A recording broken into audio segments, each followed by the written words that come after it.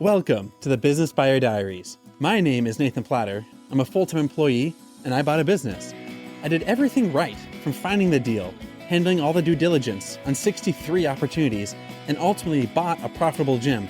And boy, was I in for a big surprise as a new owner. I chronicled everything in real time, including the biggest wins to the stressful nights at 2 a.m. I'm sharing my journey without sugarcoating anything, so you don't make the same mistakes that I did. Here's today's episode.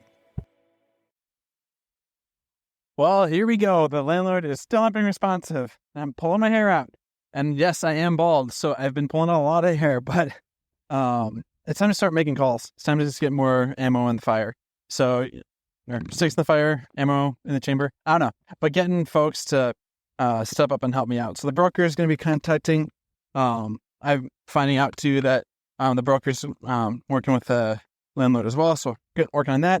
Today, I've uploaded most of the documents needed for closing that the bank is asking for, which was really helpful. The main lender handling the deal sent me a faux checking list, FAUX, and highlighted, if we're going to need this for your identification, this for your proof of funds sheet, and just all their checklist items. So it wasn't the checklist, but the initial checklist. And so I started putting that together and sending papers.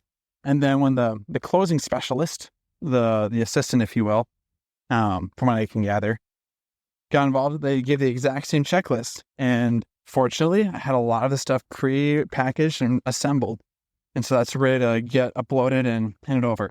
There's a couple things I don't have yet, like one of them being like insurance yet. I don't have like the actual bill of sale document finished and signed off. So there's some things that are not going to be done until the seller and I do them, but it helps to know what you're going to get, then you get it, and then telling them what you got and what you did. So that was really helpful. And so that's the big takeaway from there.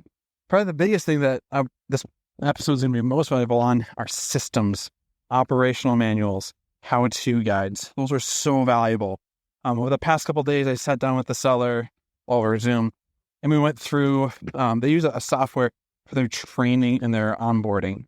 So everything from how to do a 10-week challenge for the studio, how do you onboard a new manager, how do you onboard a new instructor, how do you onboard everything. It was really interesting. So I asked him, well, what do you do if someone's payment didn't go through? How do you go and get that back?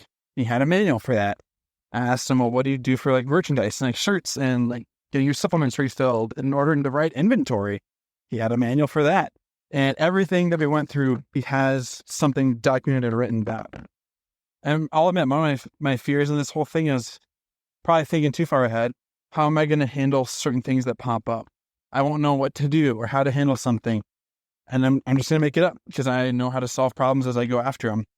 And finding out here, most of those have been written, documented, and organized like a chapter book or a textbook. If you're taking a biology class, you want to know about muscles, you go to the muscle chapter, or the skeletons, or the bones and skeletons, there you go. And so that's a huge relief. I didn't realize how valuable that was until today, and even more so months from now, how valuable that will be when I don't have to reinvent the wheel. Even though it's a franchise and the systems for the company are the same, the day-to-day weeds and operations, that stuff is documented somewhere. So that's a huge, huge win. It's something that I want to emphasize on. They told me they had the stuff written down, but you don't really realize how much it's written down. And so finding out today, it's so thoroughly written down. Whenever I sell someday, that's something I'm going to emphasize, and I'm going to probably invest more of my time in that than anything else. My standard operating procedures, how-to guides, video instructions, demos, and showing people how the business works. It seems weird, but when you're an employee, you're paid for being good at what you do. But when you're a business owner, it looks like you get paid for what you've written down and the manual you give over to somebody else. People talk about it, but I didn't realize how big of a thing it was. So that's something I'm taking away, learning a lot from, and I'm so grateful for. On to the next thing, about a week and a half away from closing, and my SOPs are going to be super important.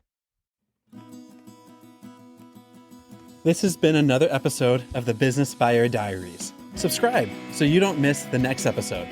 I hope you're realizing that business ownership is no cakewalk. Check the podcast notes for a link to the DIY due diligence program, the complete list of show sponsors, and for media inquiries. Music written and composed by Wes Schrock. I'm your host, Nathan Platter. Join me again on the next one.